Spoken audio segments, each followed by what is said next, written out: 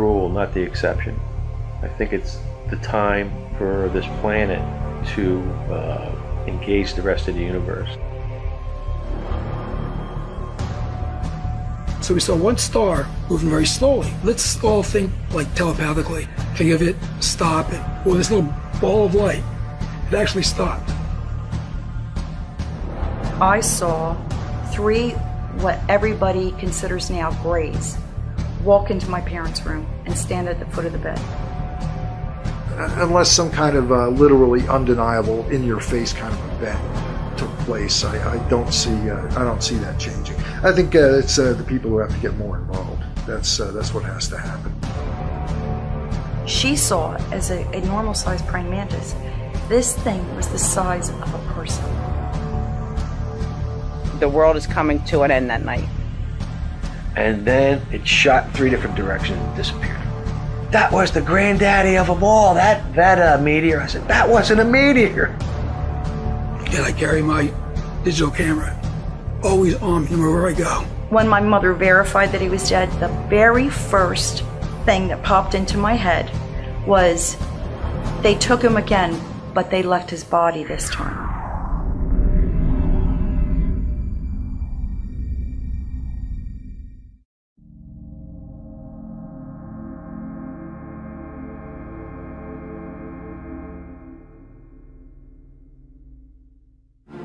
Pennsylvania resident Tom Ham has witnessed multiple UFO sightings throughout his life. His first sighting occurred while vacationing in the small coastal town of Strathmere, New Jersey in 1993. We're watching the Perseid meteor shower. And we had this place, we rented it for about 10 years, so we would go out there and watch them. It was pretty cool. So me and a friend, his girlfriend went to get a pizza, and we're continuing watching, we're oohing and ahhing. And then there was a little lack of activity. So during that lull, I'm looking, and there's this one star. Now we're looking at the ocean, it's really dark. But down south, this star was, like towards Cape May. And I'm looking at it, I don't even know why, but all of a sudden that star went zip, zip, zip, zip, zip. And I went, what the heck is that? Stars don't do that. Well, it came right up the beach. Forever, or however far south it was, it came right up the beach until it was actually on top of us. As we're watching it and I guess processing what the hell we're looking at, it was amazing because it was one solid white light. And then all of a sudden it was like rotating around each other, but there was 3. One was white, one was blue, one was green. And they kind of rotated around each other. And every hair in my body was standing straight out like electricity, like when you rub a balloon on yourself. My arm hair was sticking out, his head hair was sticking out, my head hair was sticking out. It was all the static electricity, and we were underneath the thing. And that's when I said, oh my God, do you realize what we're looking at? And I could still see his face today. He was like this. But then we watched it, and it went all the way over the Atlantic City skyline at night. And then it shot in 3 different directions and disappeared. And he started yelling, that was the granddaddy of them all, that meteor. I said, that wasn't a meteor. 2 years later, Tom would return to that very same vacation home, this time accompanied by his father, a devout Christian and pastor of his church. As Tom spoke to his father about the strange object he witnessed, both men would have no idea what was soon to transpire. I said, well, we're standing right here, Dad, and looking up, and we seen one way down here, and I went, oh my God, there's another one. At that exact moment, there was another one coming in from the ocean, from east to west. And I'm like, oh my God, I can't believe this is happening. So I'm watching it, and this one was flying slow, and it was a saucer, and it was wobbling. They tend to wobble when they fly slow.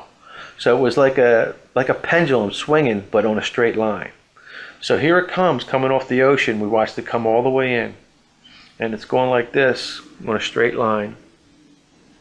And now I realize what I'm looking at. And now I want to look at my father. And I says, Dad, what is that? He says, that's a helicopter. I said, take a good look, Dad. And he's looking. And he goes, what the hell is that thing? That's not making any noise. And I watched his whole expression change as he processed what he was looking at. I wanted to see that. And I did. And now, it was the color of a dirty nickel. Picture an old nickel. Dull. Okay? But when it swung the other way, it reflected the sun and it flashed our eyes because we both went like this, like a windshield from the sun. Same exact thing. But as it got right over the house next door, my father grabbed me by the arm and he says, "We were supposed to see this." He went back to his church and he talked about this experience. And they kind of shushed him off. Despite the church's dismissive reaction to his father's testimony, the two men are adamant about what they saw. And in 2008, the Vatican released a statement that, for many, is in preparation of an imminent disclosure of their knowledge of the existence of extraterrestrials here on Earth, stating that believing the universe may contain alien life does not contradict a faith in God. For Tom Ham, his ongoing experiences led him to the CE5 Initiative, an extraterrestrial research and study group led by renowned ufologist Dr. Stephen M. Greer. And it was in the Mojave Desert, while en route to Dr. Greer's location, that Tom would have one of his most profound experiences so far. And there's 4 of us in this Jeep. An astronaut was driving, who I won't mention his name. And me and a coworker were in the back. I was behind the driver's seat. And it's pitch black in the desert. I mean, and we got lost. As we're finding our way back to the original road we came off of, I'm looking out the side view mirror. And this shooting star comes across like on an arch, not straight, not down, sideways, but like an arch. The driver's driving, he didn't see it. The guy next to me, he didn't see it because of the roof of the car. And I don't know why the guy on the front passenger seat didn't see it, but nobody seen it but me. And then it disappeared. Well, it wasn't over. The best was yet to come. Because just where it disappeared, all of a sudden, whoo, this thing materialized, and it was big. I'm saying it's as big as a locomotive standing on end, maybe 2 of them. The shape of a 55-gallon drums with no ribs, straight up and down cylinder, with a gumball on top of it, the same circumference.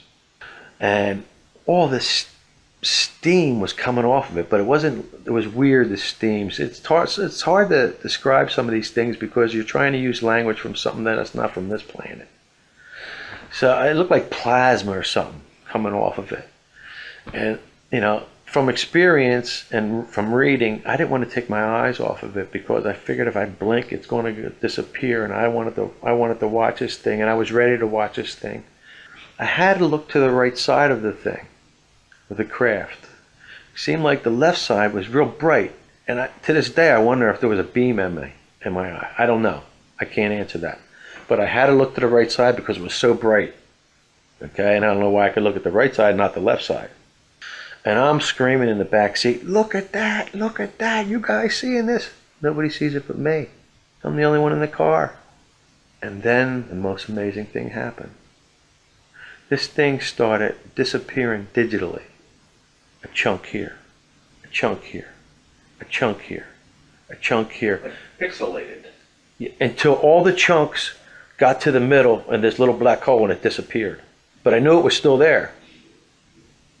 It was still there, but I couldn't see it anymore. Just the steam was still floating down in the air. And then, again, just like a slinky going down the steps, that motion, it did the same thing, kind of like backwards, and the whole desert floor lit up white. And then gone. I was told later by a psychic that they didn't see it because they weren't ready to see it. Can extraterrestrials be capable of affecting our perceptions, manipulating our minds so that we can only see what they want us to see? Or perhaps aliens are coordinating a highly advanced method of opening themselves to us by utilizing our untapped psychic abilities. Such theories have been researched in the meditative practices by which Tom Ham participated during Dr. Greer's CE-5 expedition in the Mojave Desert, which yielded promising results. During the latter part of the week that I stayed there and did the expedition with them, on a Wednesday night they started seeing ETs outside our meditation circle.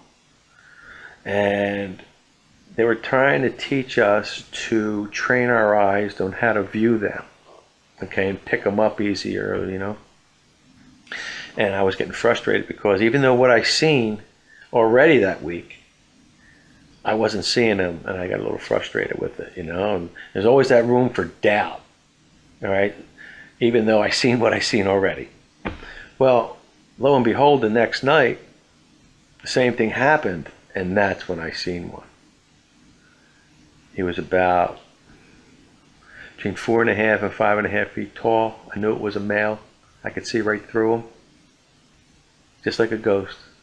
He walked right in front of me, about 10, 15 feet away.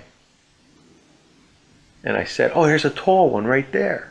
And I was standing next to Jan Bravo at the time, which is one of Greer's people. And I said, oh my God, he's just like a ghost. You can see right through him. And she said, yes, yes. As the interview concluded, Tom sketched for the filmmakers the craft he saw in the desert that night. It was pretty much like that, with a ball on top. But it was big. It was big. And when it disappeared, it would, like, a chunk here would disappear, and a chunk here would disappear, and a chunk here, until there was nothing.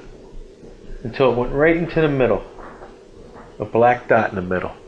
It just folded into that black dot, chunk at a time. It was amazing.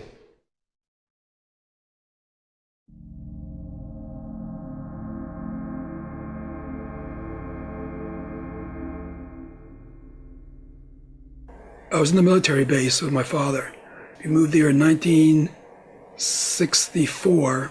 I was 8 years old. 2 years later, I remembered it was in the summertime. And what happened was I was outside, and I like to stare at the stars because I like to do astronomy as a little kid. And I was looking across the street between the two houses. Behind the two houses was a playground. And I saw circular lights, it was reddish lights, just spin around in a circle like this. And it was round. And it was about, I say, from where I was, I could tell it was about 4 or 5 feet from the ground. It wasn't making a sound. It wasn't disturbing the ground or nothing. So I was just observing and watching it.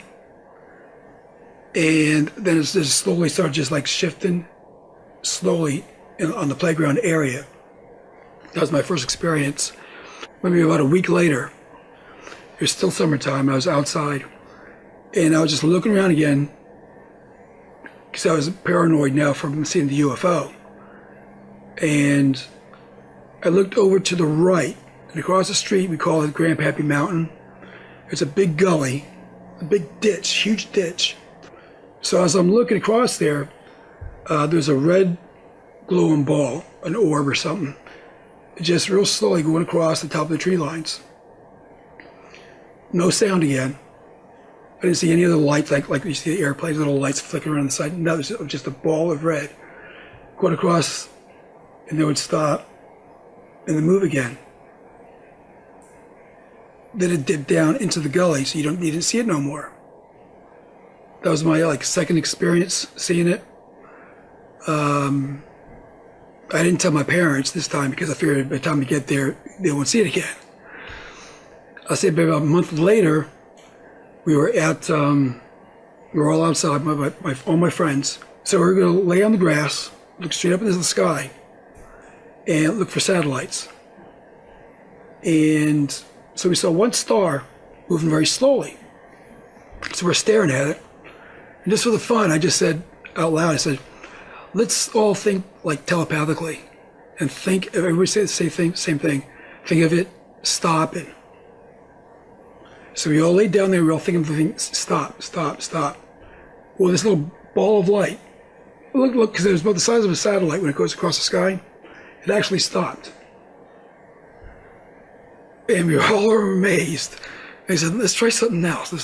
Let's make it go to the left or to the right or whatever. So we decided we'd make it go to the right.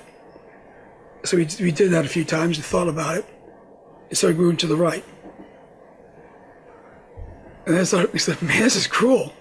So we said, let's make it go different directions.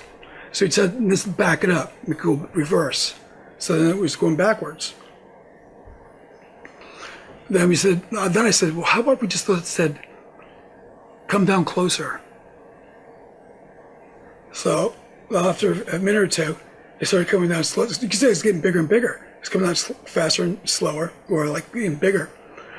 So that's when it freaked us all out. And we ran to the house, told our parents. They came out, wasn't there.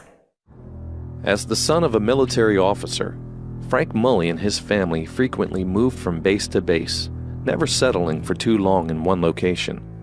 But that did not stop the mysterious UFOs from finding him. When in my early teens, late teens, I got my Mustang, my first Mustang, T-roof convertible. Visited Debbie, my wife now, but we were dating. Went to her house, and after the date was over, I drove back home. This is in October. It was crisp, cool air. I mean, a lot of stars. Got out of the car, walking up the hill to my parents' house, and you get that feeling that somebody was staring at you, and the back of your hair would stand up. And usually you think of somebody staring at you, they're around you. But something said to me in my head, look up. That's when I looked up and I saw this star. But it wasn't twinkling like a star, it looked like a planet. But it would shift a little bit to the left, a little bit to the right. So it's okay, it's not a planet.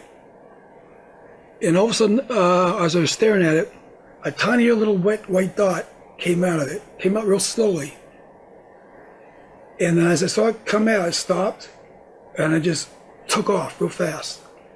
So I just followed it like that, followed it, so I couldn't see it no more. So I looked back towards the other area, I guess the mothership, wasn't there.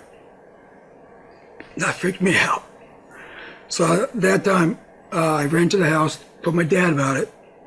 He came outside, but I figured by the time I saw it wasn't there no more, it wouldn't be there. And he came out, he looked in the sky.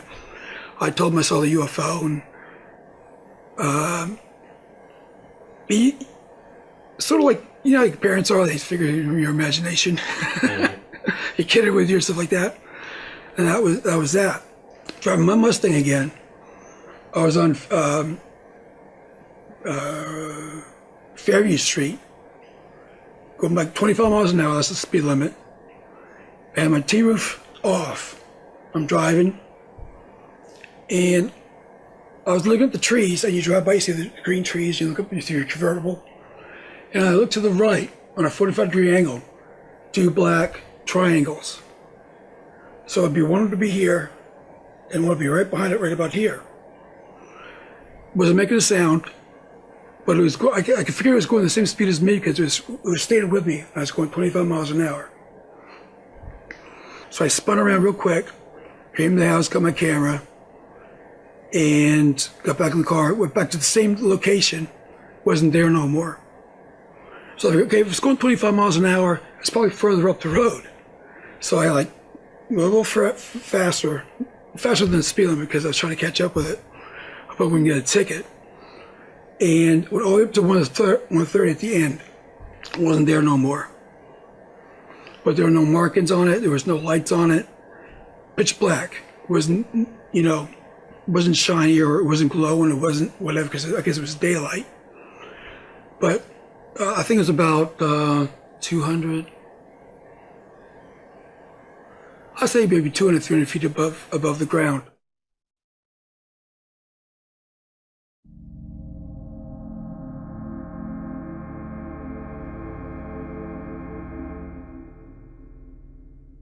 I know I was 6 years old. I have to go into a little bit of my parents' background. At the time, they didn't have a checking account. They paid everything. They had a little metal can and top dresser in their bedroom, and they had it separated, utilities, phone bill, whatever. This was in the top dresser drawer in my parents' bedroom. And a lot of times I would get up after they fell asleep. I'd get up, go in the bedroom, crawl in between the two of them and sleep in their bed with them. So I remember one night falling asleep and hearing a knock on the front door. I sat up in bed and my mother said, "I hate it when they come this time of night." And I looked over at the dresser and it was an illuminated clock dial and it was 2 o'clock in the morning. She goes to this dresser drawer and pulls money out of this little can and leaves the room, goes through the living room into a sun porch to the front door. About a minute or two later, she comes back. She gets back in bed, and I lay down. I'm wide awake thinking, who comes at 2 o'clock in the morning? My mother falls right back to sleep. Within minutes after that, I hear a rustling noise in the living room, and it scared me. I thought somebody was breaking in the house. So I'm lying there perfectly still. Now, I don't know whether I couldn't move or I was just so frightened I didn't. But I closed my eyes partially because I wanted whoever was coming in to think that I was asleep. But I left them open a slit. Well, the next thing I knew, I saw 3 what everybody considers now grays walk into my parents' room and stand at the foot of the bed.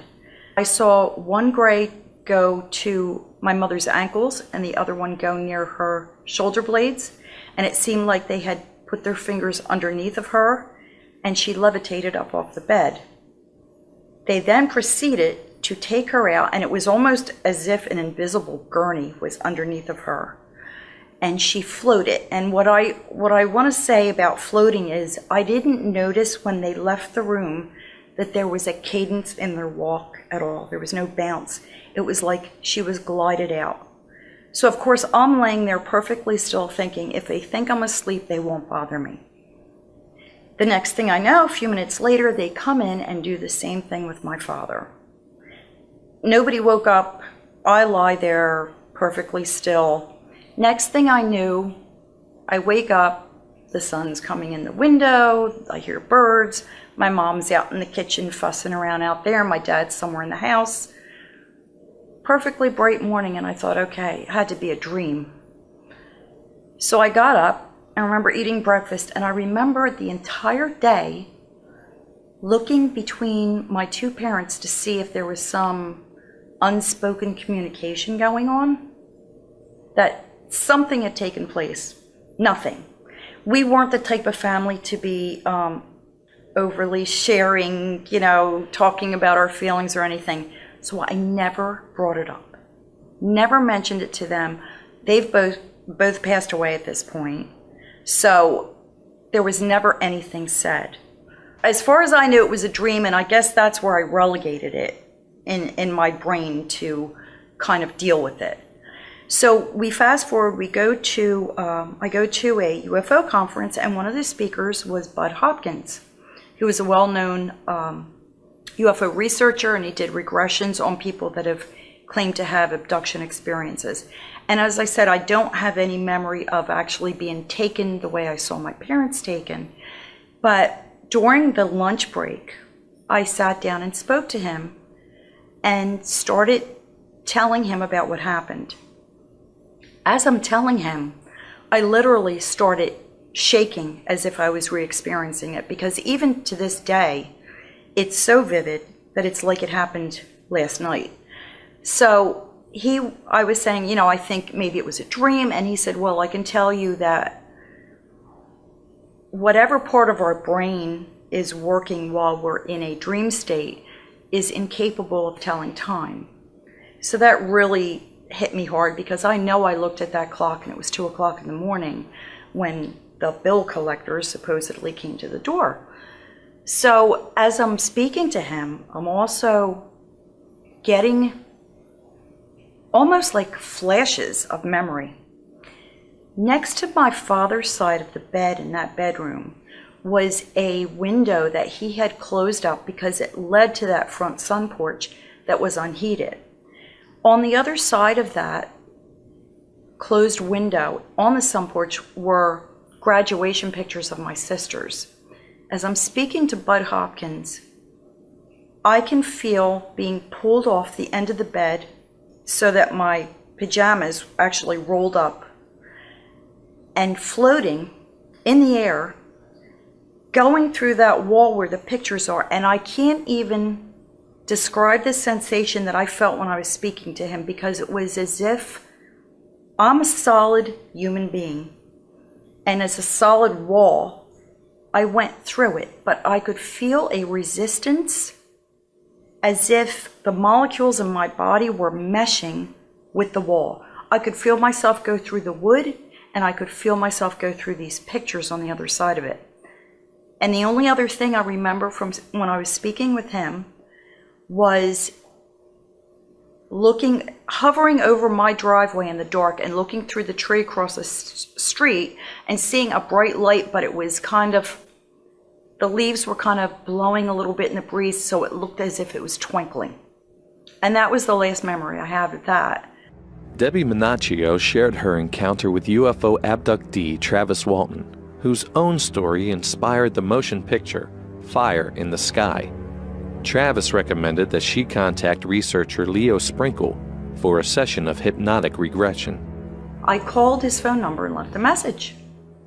Told him when I was planning there and if I could sit down and talk to him. About 20 minutes later, he calls me back and he scheduled an appointment with me.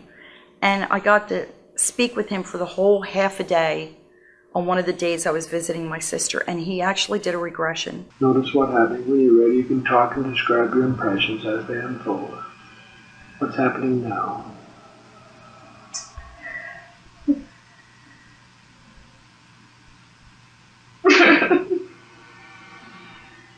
I'm afraid they're gonna hurt me. Mm-hmm. If I pretend I'm asleep, maybe they'll go away. Mm-hmm. I remember being led down a hallway, and I guess what was a craft. Everything was very dimly lit, and here were these two grays taking me down a hall. And I remember looking off to the side and seeing my mother lying on a table and getting frightened, and them communicating to me, she's okay. They both put their arms around my shoulder, so I'm in between, almost like comforting. Like, it's okay. I don't hear them say anything. They took me to another room, and this room was rounded, so I'm assuming it's the interior of a craft, and that was just the shape of it.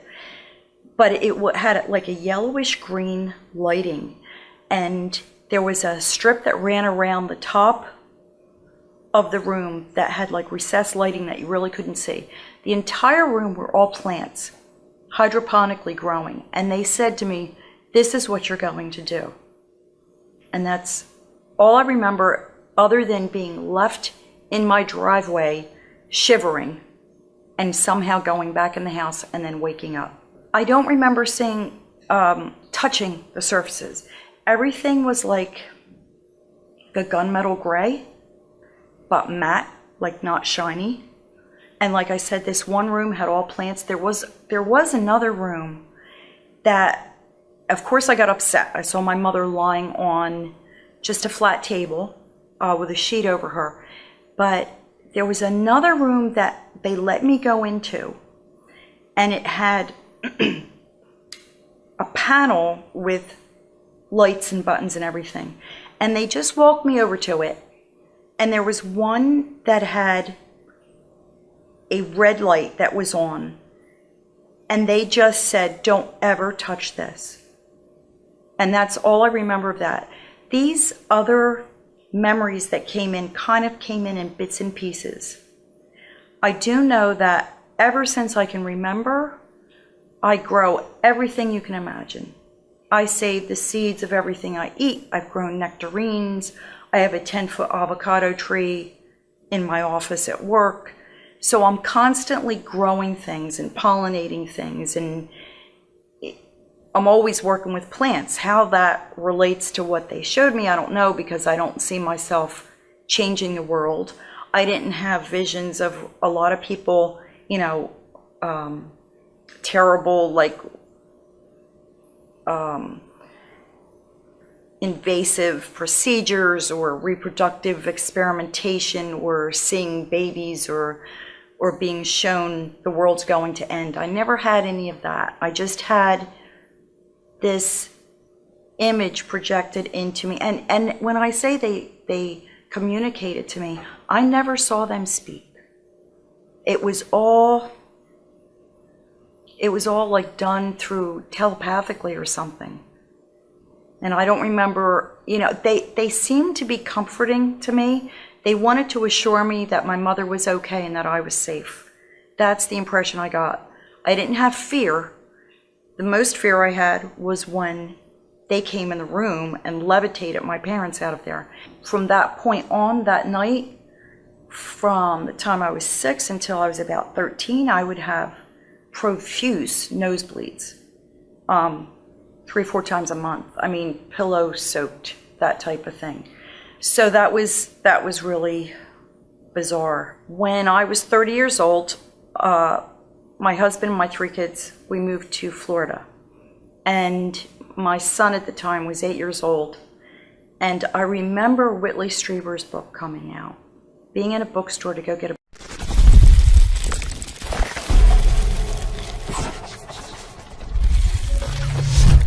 book.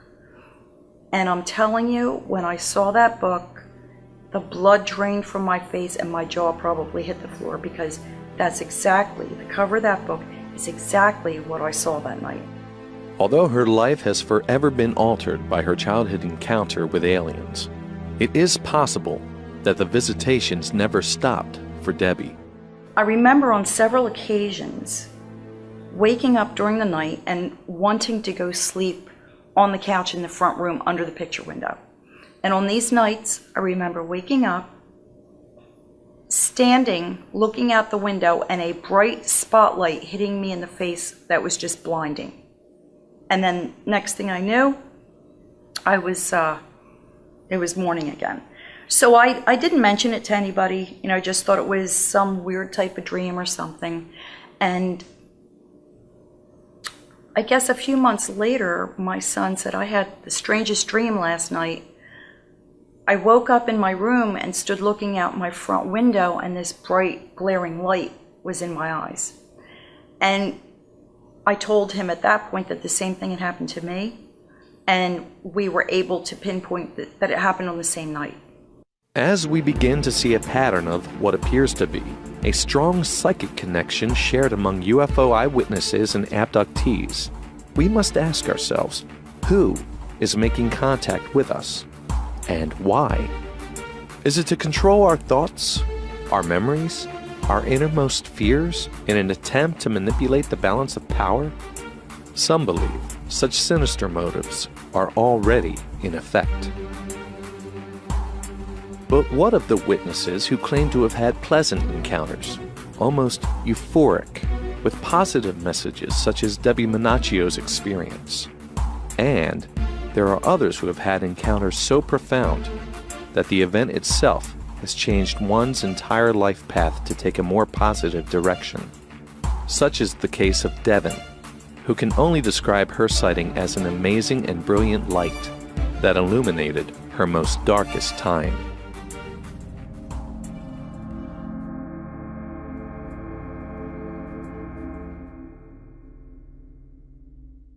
...2012, and I'm on my way home, and it's back country road here in South Jersey, and there's not like a city like at all. It's very like farmlands and things like that. Maybe you may see a house every 2 or 3 miles at this point. And I'm listening to this one particular song that I like, just a song, and I keep thinking that out of my peripheral vision, I'm seeing something to the left of me as I'm driving. But like I told you back in my childhood, I reverted back to that fear. I don't want to see it. I don't want to see it. I knew that there was something there to the left blinking, but I wouldn't look at it because my mind is, please God, don't let me see it. I don't want to see it if it's there. Perhaps instinctively aware of being ignored by Devin as she continues driving, The strange craft incorporates an elaborate new method of communicating with her, only not through telepathy, but rather through the song on her radio. It says, some of the lyrics say, "Do you hear me now? Do you see me now?" And I just decided to look, and I'm like, and so I look, and it was amazing looking. It was just like, it took your breath away. It was a vehicle made out of just light that I could tell, or something that I've never seen to be able to explain. A pulsating, circular, really beautiful red and orange light that would interchange and go around and do all these things, rotation. And I stopped my car. It was so beautiful. It resonated with me in such a way that I wasn't scared of it like I had always been. Like, please God, don't let me see this, to, I'm not, this is so beautiful. How can you be scared of this? Making no sound. And then it was just really bright to me. But it wasn't like radiating or reflecting light off the ground or trees or anything. So it wasn't shining down. There was no spotlight that came down. And I just remembered thinking, don't leave me here. Take me, I hate it here. I was thinking maybe, I don't know what I was thinking. I'm thinking maybe they're here to rescue me from this, whatever I was in. Then I verbally out loud say to it, don't leave me here. I don't leave me. I don't want to stay here. Please. Why are you leaving me here? And I'm crying and screaming. And then I get back in my car because I'm out on an old country road in South Jersey, screaming in the middle of the sky, to the sky, don't leave me here.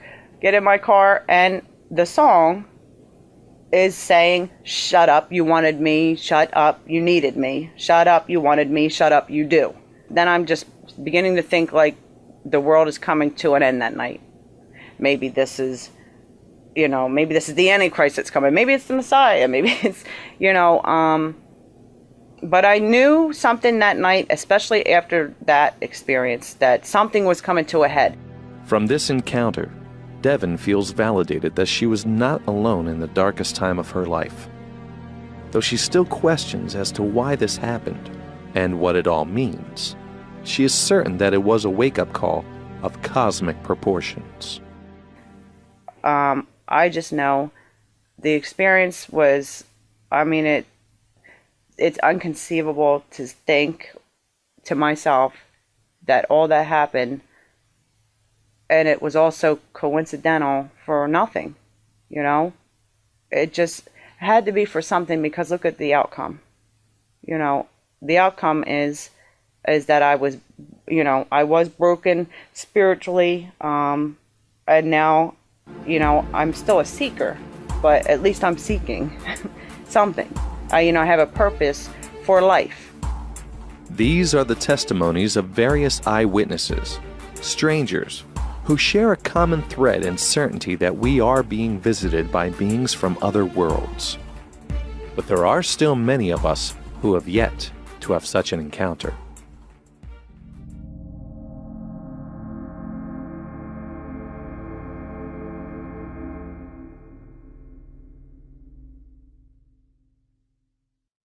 Do you feel selected at all, or singled out that you got to see these experiences? I never thought of it that way. It's like, well, I think that other people see them, but at those particular times, I was always by myself. Why was I out there by myself?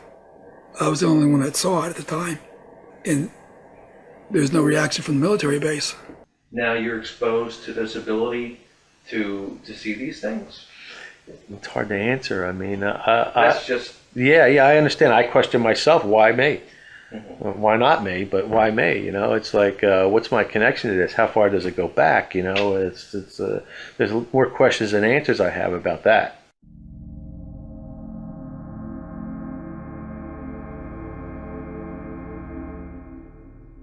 We're playing, like I said, we're in first grade. It wasn't kindergarten. And here, it was just before lunch, I remember this. And my teacher was talking to these two guys in suits by the door.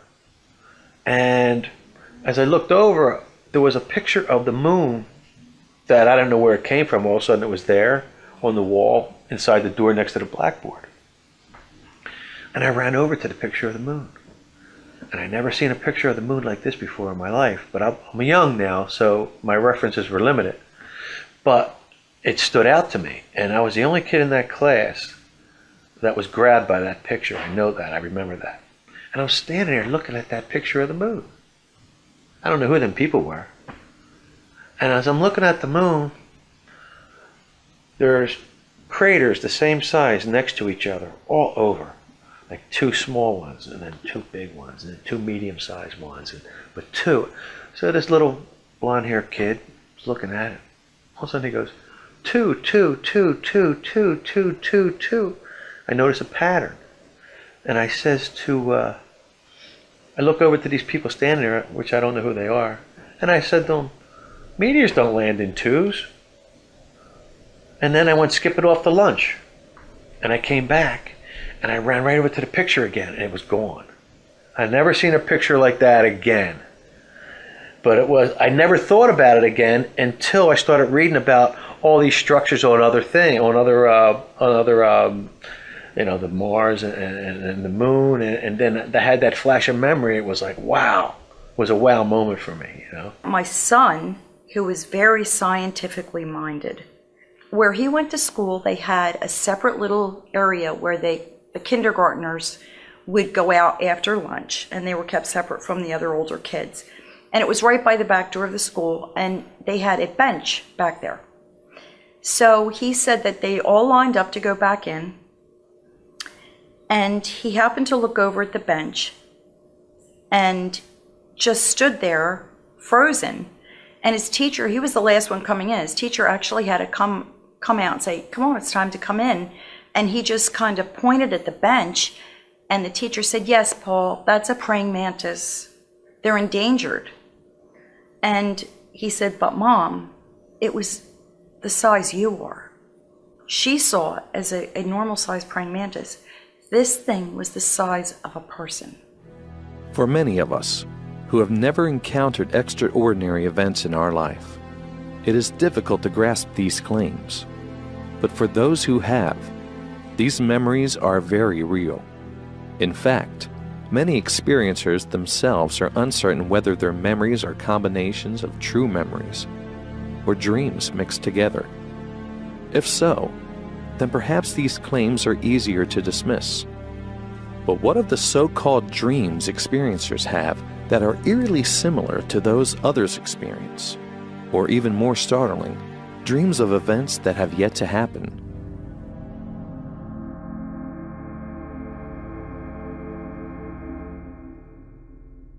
I got somebody to change an appointment because I saw him dying at a very specific road, an accident, and I called him at 6 o'clock in the morning. And I said, are you going such and such a place down this road that I described Wednesday? And he said, yes. Told him the time of day because I could see the sun through the trees. He said, I'm going to humor you and change this appointment. Took me very seriously. So he changed it for 2 weeks later. And when he drove there, his brakes failed. Went through the intersection, totaled his car, but wasn't hurt. When I was younger, I think it was like 10 years, it came true. I dreamt of a street that curved. It was in Willingboro, and it curved. And in the curve, there's these houses and these tall power line towers, which you don't have in North Carolina, but they do up here. And I saw that, and I was walking with my brothers and my sisters, and we were walking to school. You know, it was cold, it was September, I remember all that. And when Dad got out of the service, we moved to Willingboro, and we went to school. And as we were walking to school, we ran around this curve, saw the whole thing, the tower, the trees, the whole thing. And I dreamt that, and that was like 10 years into the future, and I dreamt that, and I walked there, and it was like deja vu. At one point, I'm trying to go to sleep, and this is, I guess I'm in my early 40s, and I hear It sounded like two air traffic controllers speaking back and forth to one another. And they gave a flight number and everything. And the plane crashed the next day. It was a United flight. I can't remember now the number, but the next day that plane crashed. So I actually heard a conversation between two air traffic controllers or pilot or something, but you could tell that it was something to do with the airline, and I mentally made note of it at the time, that this was going on. And that's happened sporadically. I'm in between, not a deep sleep, but I'm not, fully asleep. I'm in that place where I was a little restless, and the strangest thing happened. My father appeared to me. He was all gold and white. First, I seen his whole body, and then I just seen from here up, and he went like this. He put his hand out to me, and I went like this. It was amazing. And I'm telling you, tears rolled down my cheeks for like 3 hours after that. Are there more to these encounters than we are made to understand?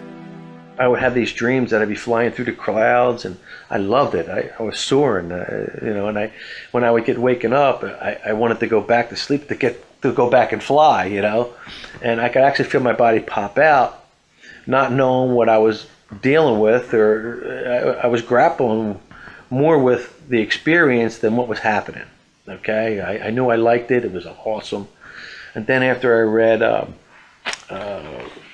Out on a Limb by Shirley MacLaine, and she described astral projection, I went, oh my God, that's what happened with me when I was a teenager. I couldn't wait to have these dreams when I had, because they are so cool. I mean, it's literally, it sounds rather silly, but it's literally like I could flap. I suppose my arms would be wings, and I could flap and just elevate, whenever I, as per my, whatever desires, and go up, and then I could also soar around. While interviewing Devon, we found her story so similar to that of Tom Ham's dreams of astral projection that we decided to share his story with her to see her reaction. I would have these dreams that I'd be flying through the clouds, and I loved it. I was soaring, and when I would get waken up, I wanted to go back to sleep to go back and fly, And yes, I actually feel my body pop out, not knowing what I was dealing with, or I was grappling more with the experience than what was happening. Okay, I knew I liked it. It was awesome. And then after I read Out on a Limb by Shirley MacLaine, and she described astral projection, I went, oh my God, that's what happened with me when I was a teenager. I've actually never really put too much thought into that dream, because, I mean, afterwards I just remember how much I enjoyed it, but I never really put any thought into maybe exploring, The only exploration I did was more like the, like the Native American style Cherokee Indian answer for that you resonate with a certain, animal. Mm-hmm. And I just always assumed, the raven, or probably more so the owl, is mine. I just don't see the coincidence there. There could have been a million things you could have answered, but you decide, oh, that's something that is you want to talk about dreams. I fly. That's amazing. And as you were talking, I'm remembering Tom's interview verbatim, saying, oh yeah, I used to have these dreams. I'm flying, and I'm just enjoying it, and I'm upset when I wake up, but I'm having such a great time. Yeah. For the making of this program, we met with only a small group of people, strangers to one another, and yet all sharing psychic abilities in some form or another. But why? And what single factor is it that they all share in common? I don't tote myself as a psychic, but I know it was at that point that it started. I was able to move things with my mind. Clairvoyance, precognition. My brother from England came over, and we were at the mall. And he was hiding from me, like hide and seek type of thing. And I knew he ducked under this long piece of bread at the bread shop at the mall. So I knew he ducked down because I saw the top of his hair. So I focused on the bread, and I said, roll over. Like just roll, so land on him. So I was focusing on it. And all of a sudden it just went in a film, and he got up and he goes, what just happened?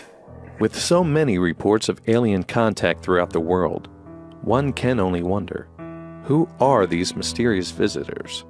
Where do they come from? And more importantly, what do they want? Where do I think they come from? Well, what I've learned, or what I think I've learned, is, life in the universe is the rule, not the exception. And now we're becoming part of the universe.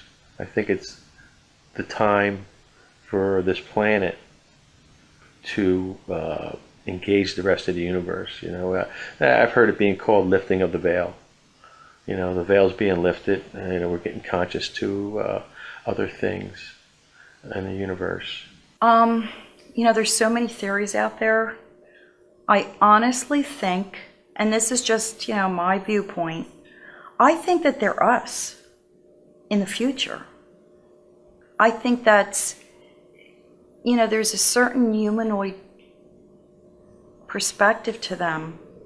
They have a body and eyes, and what if we do something so devastating to this planet that we're forced to go underground or to leave it and go to another planet where we're living underground, and because the sunlight or the ultraviolet rays are so harmful that our eyes become bigger, we become paler. Of course, technology now, people are not as muscular. So you can see in the future, if you're using a lot of technology and not using your muscle mass that we did, 100 years ago, you're going to become spindly and things are going to atrophy.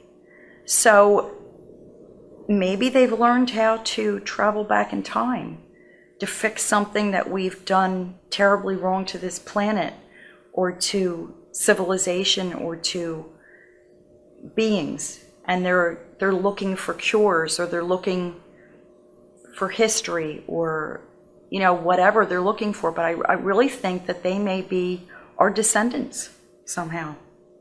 I actually have two.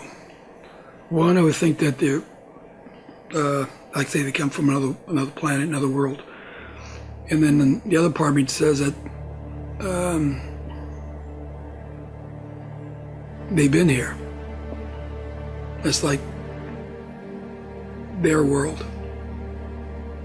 And we're the visitors type of thing. Like we're the shortcomers and they're the longcomers. Like they've been here longer than us. And so it's like two feelings that I'm having with that.